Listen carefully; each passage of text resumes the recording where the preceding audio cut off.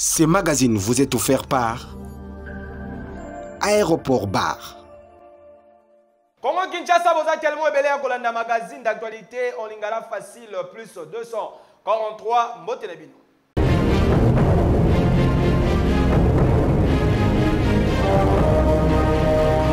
Dans l'Assemblée nationale, les Sénégalais ont 3 points et qui inscrit à ordre du jour.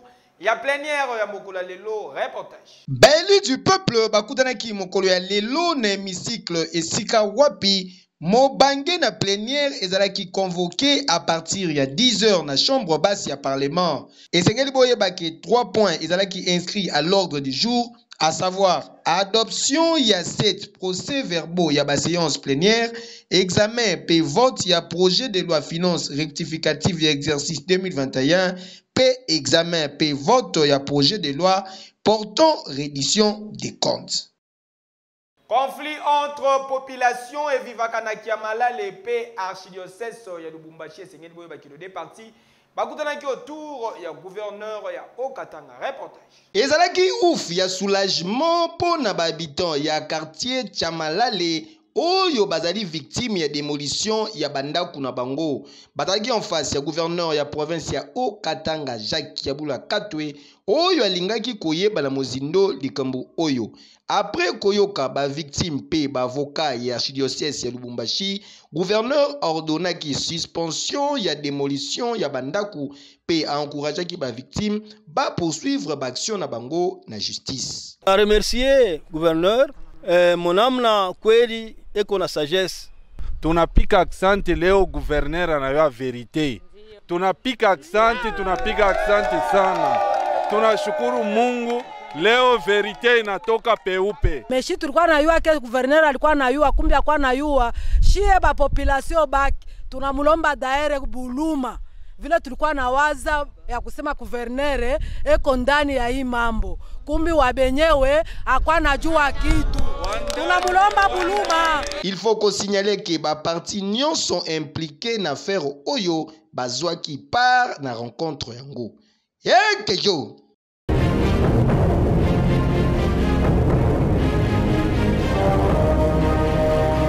Madame Séraphine Kilubu Azali Bongo, vice-ministre ya défense, Alongwe en vol pe atiki Delice Sanga préféré, kotika la membre ya Union Sacrée pe ko travailler dans le gouvernement Yaba Warion. Commentaire.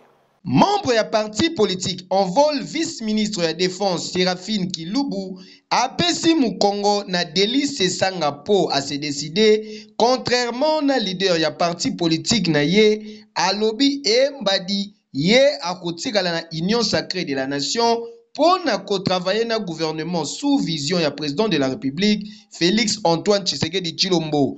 Atalisi ke azali pe akotikala membre ya gouvernement déterminé ya travailler na kombo ya intérêt général na se ya vision ya mokonzi ya mboka Félix Antoine Tshisekedi Tshilombo. Pour na rappel lobi eleki au cours ya émission moko télévisée ya place, honorable Delice Sanga annonçaki départ na ye pe en vol na kati ya Union Sacrée.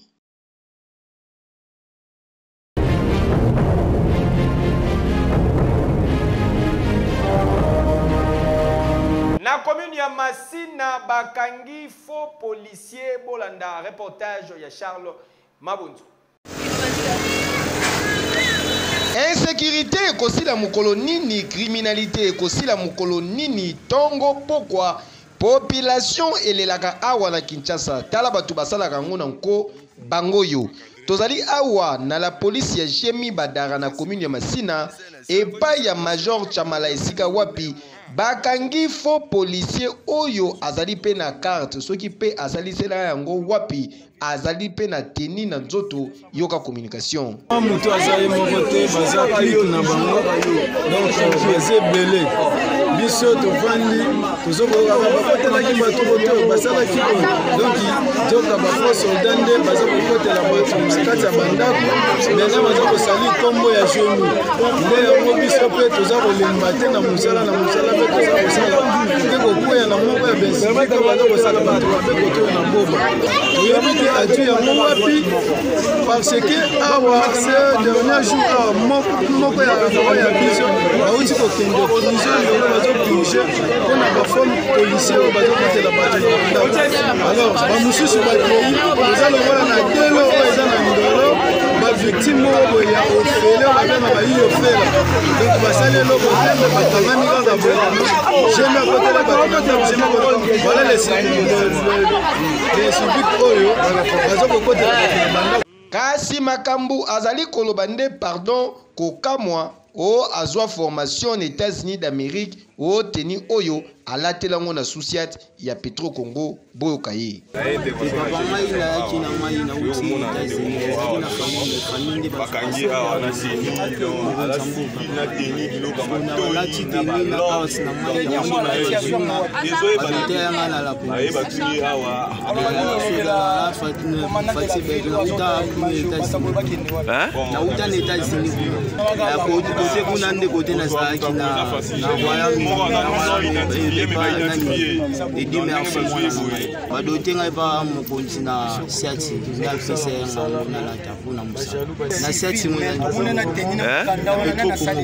Population oyo pe bazalaki wana sur place bazalaki maloba te.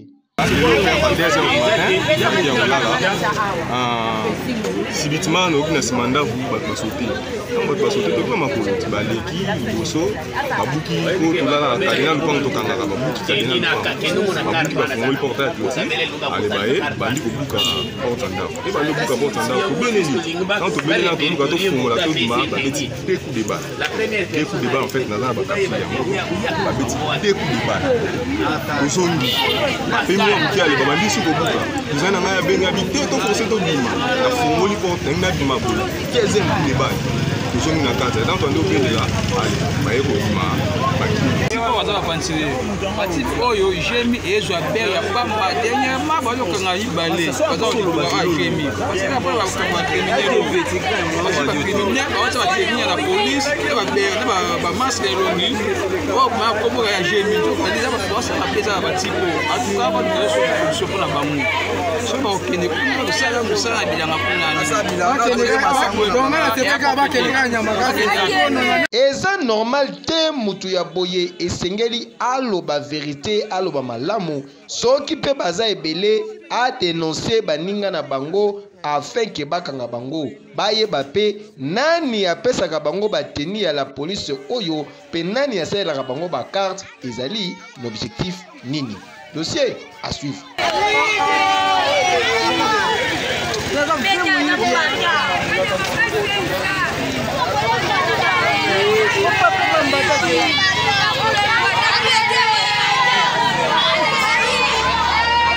Entre quartier Mangengenge pe Talangai na commune ya Ntsele bakuti mutu ya kokufa. Reportage.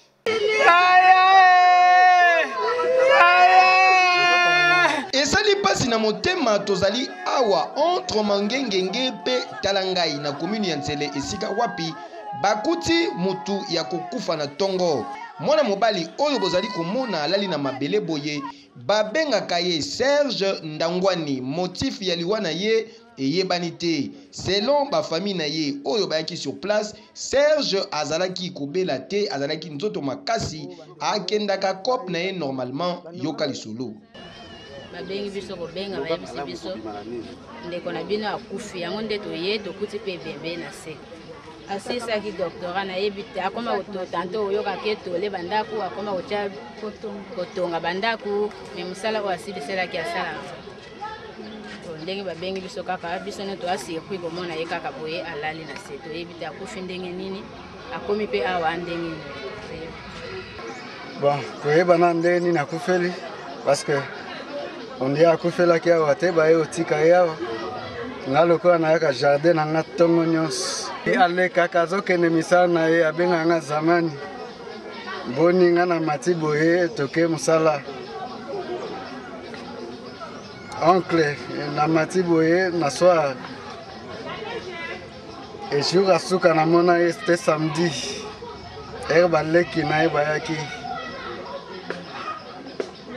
akabai na baleki na ye d'abord na récupérer bango awa po azwaki baleki na ye azwi bango aye na bango wana alandi bango po moral na bango eza kaka oyo ya bango na bi te oyo bana na yo baleki na yo protéger bango. Na tour na ye chef ya localité pe abakisi boye. Soki ba appel na tongo ke ya un mort d'homme. Yango tokiti na ba service ko basala ba enquête ba yeba akufeli ndenge nini. Kotala pe mille tozali courant ezate. Courant esuki na ba likolo kuna. Donc ezosala mwa ba insécurité makasi suite ya kozanga courant na ba mille ya CA. Bakondi batalela biso situation oyo. Soki moyen ezali tozosenga na bango baya batiela biso ta ba courant na koto yo bakitsaka courant te.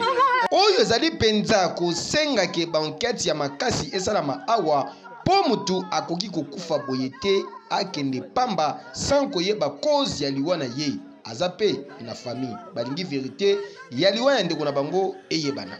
Eza pasi.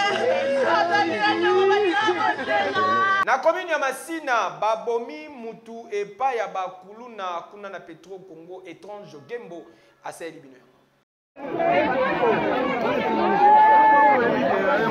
Nani abomi lipasa tozali awa na commune ya Masina na quartier Petro Congo, plus précisément na tunnel entre baveni Baumbu pe Ikunda.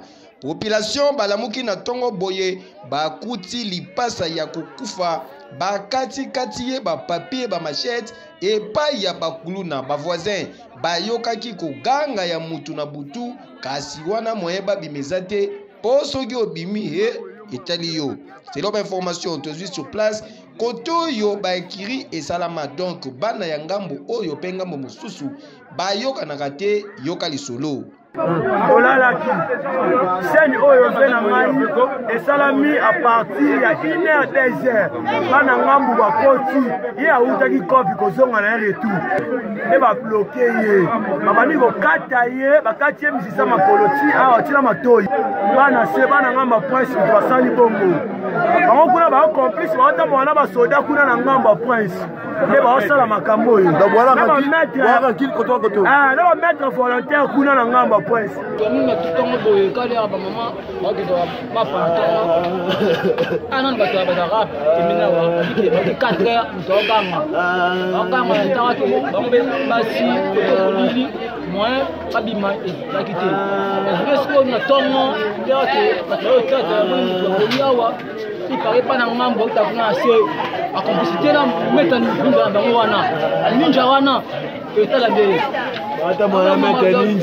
bakonzi ya la police ya district ya Tchango population ya Petro Congo na commune ya Masina bazali ko vivre na insécurité na ndenge ya kusakana te na koyoka ndenge bazali koloba boye population bakoki ko identifier ba jeune oyo ba terrorisaka bango bosa de loko to kasango boite.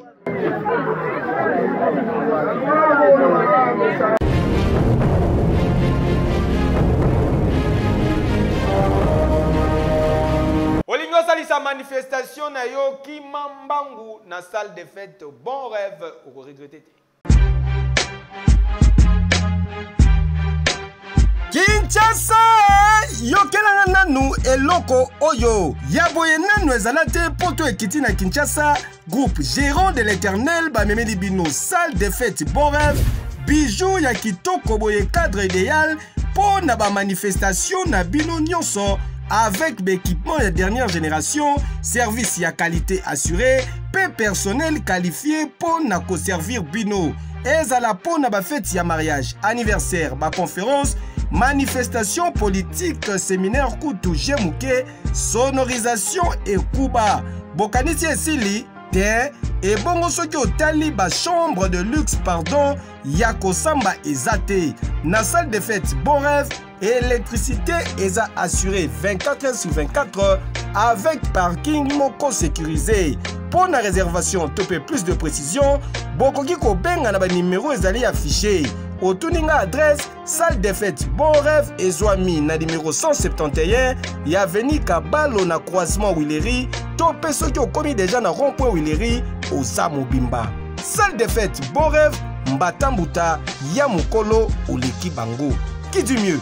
Epe Sazua Teo Ekeyo. bana Kinshasa bakosa bino te bobatela eloko oyo. Pona kolata kitoko, ba maman segele simbami na ba boutique RH Top Model.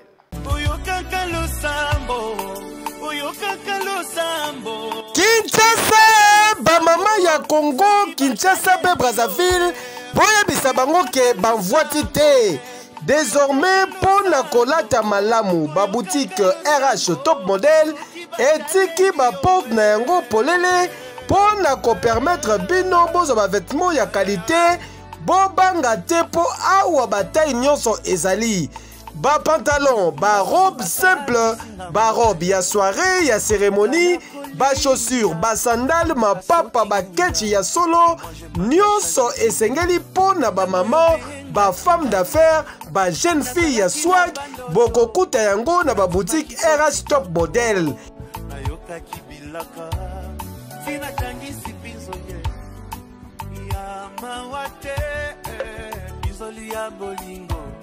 Bona moto alokoti ngai oyokaka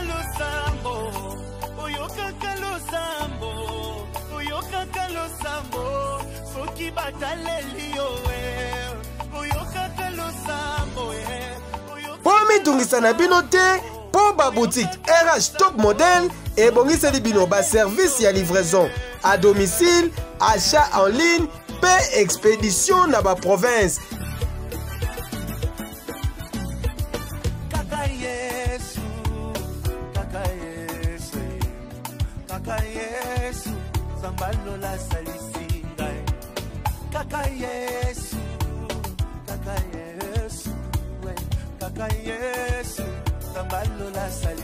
Chante avec moi, on y va. Jésus, Zambalo la salisinga.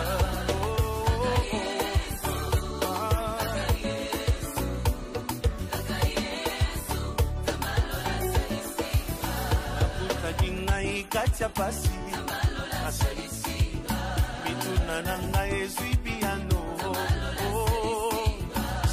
Pona plus de précision, bokoki kobenga na ba numéro ezali affiché to pe boleki na ba boutique RH Top Model oyo ezwami na avenue Colonel Lukusa na commune ya Gombe, référence premier shopping mall na premier niveau Oza Mobimba. Tope mususu oyo ezwami na numéro 1 ya avenue Mont des Arts na commune ya Gombe, musika te na école cours Sénègue. Kasi boboza na teke ba boutique RH Top Model ezali polele du lundi kino dimanche de 9h à 20h, kasi dimanche na premier mall exceptionnellement de 13h à 19h. RH Top Model, vous rendre top, c'est notre devoir. Qui dit mieux? Hey, yo!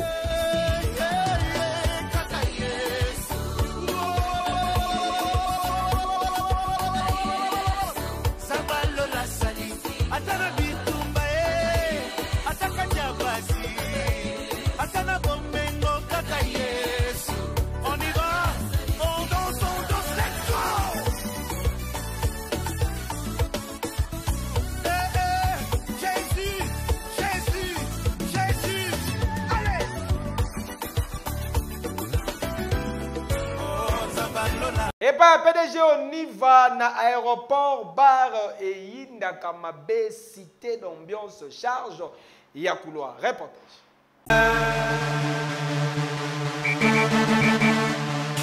Eyindie na Kinshasa Yinda Kamabe temple de l'ambiance ya Tchangu aéroport bar Kimbuta, cadre idéal pour na ba divertissement na bino pe pour na ba détente ya kitoko na conseiller bino aéroport bar Kimbuta.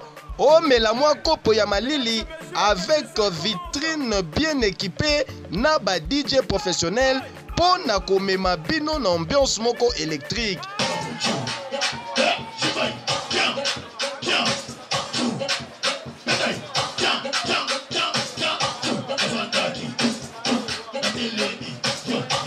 Et bongo ba installation hygiénique zéro infection et senga kande boye ozo melane siga ya kitoko pe sécurité.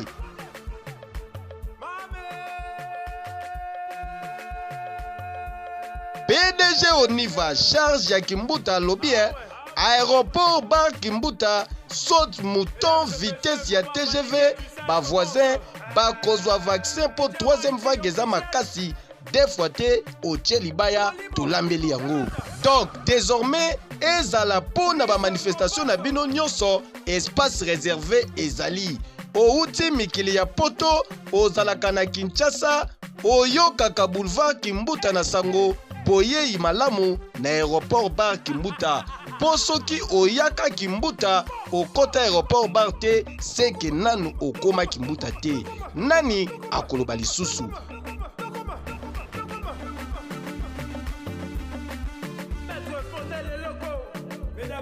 Aéroport Bar Kimbuta, Mbatambuta.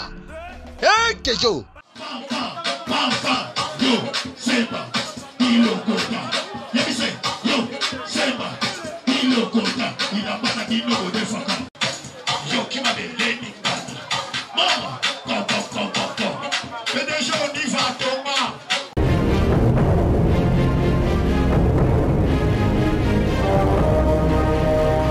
Ba médecin oyo bazalaka na archidiocèse ya Kinshasa ba grévé balobi trop c'est trop esengeli bafuta bambongo na bango. Charles Mabunzo, reportage.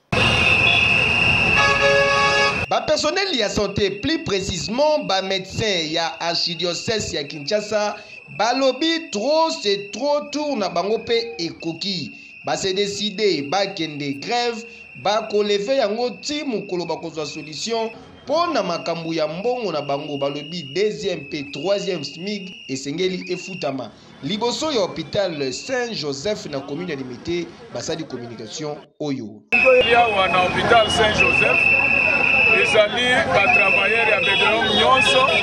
Même hôpital Saint-Joseph ezali kat na BDOM, c'est l'archidiocèse de Kinshasa oyo ezali na grève. Grève ebandi na 7h juste yango bozomona ba travailleurs nyonso bango oyo problème ba travailleurs bazo réclamer ezali pona problème ya SMIC bazo kofuta bango malamu te jusque là 3e palier ya SMIC bafuti yango nano te. Or lelo boye balobaka lisusu makambo ya SMIC te esi eleka depuis janvier 2019. Lelo 4 ans passés bozomona oyo nyonso buka bamikana ba revendication to lukina ndenge nyonso to solana employeur azo kolinga te ko manifester bonne foi pour ba travailleurs ba futa mabalamu. Nous sommes là pour encadrer l'ensemble des travailleurs de l'archidiocèse de Kinshasa qui sont en train d'exercer leur droit le plus légitime qui est la revendication de leur salaire. Ce droit-là, ils sont en train de l'exercer compte tenu des dispositions constitutionnelles qui leur accordent le droit de faire entendre leur voix par une grève. Kolongwa wana direction na 2e rue na commune Limité kuna pe lisusu esika wapi groupe mususu ya ba médecin bazalaki ko manifester liboso ya batima ya archidiocèse ya Kinshasa yoka communication.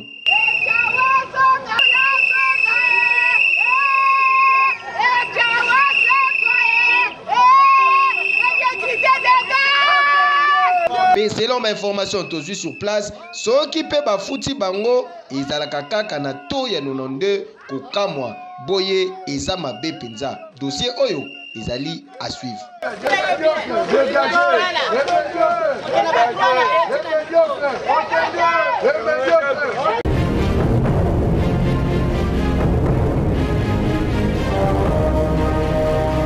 Acoustique disa match ayindisaki mabe week-end eleki na espace Freebox na commune ya Gombe bo découvrir El Bledia.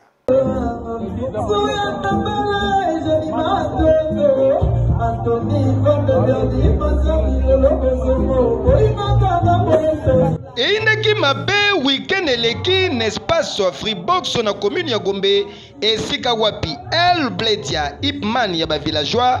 Acoustique 10 à match à Beteki Mobange na concert et Zalaki Somo plein à craquer espace Freebox et Bukanato Nini Niata Muninga Senga pardon Yoka et Loko Oyo.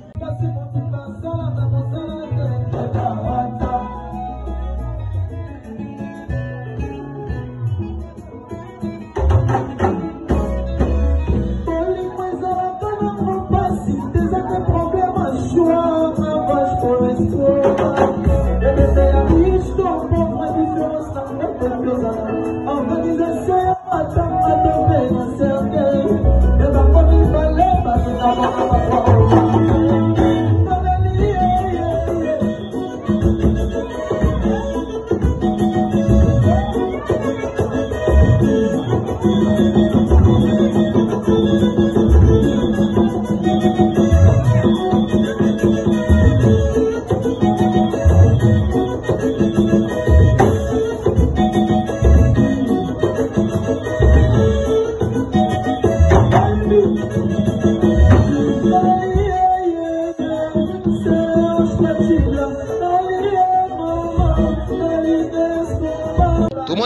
Présence, il y a l'œil du maître Patrick Beckham. Oyo Asala qui est surprise.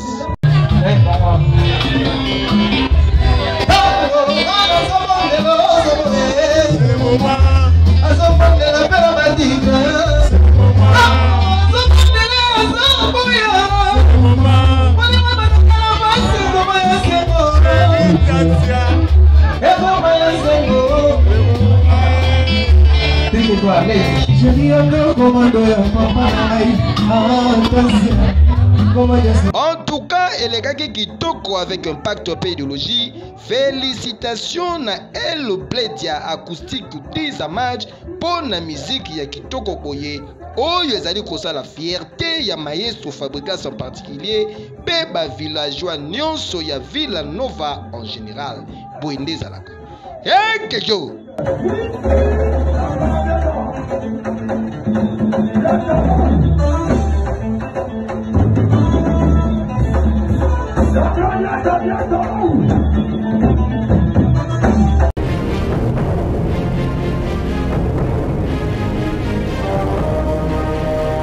Ministre ya sport, le compétent Serge Kondé a kendaki ko rendre visite na ba léopard ya basketball sur fauteuil esika wapi bazali ko se préparer pour na participer na tournoi qualificatif ya Coupe du monde ya discipline. Reportage.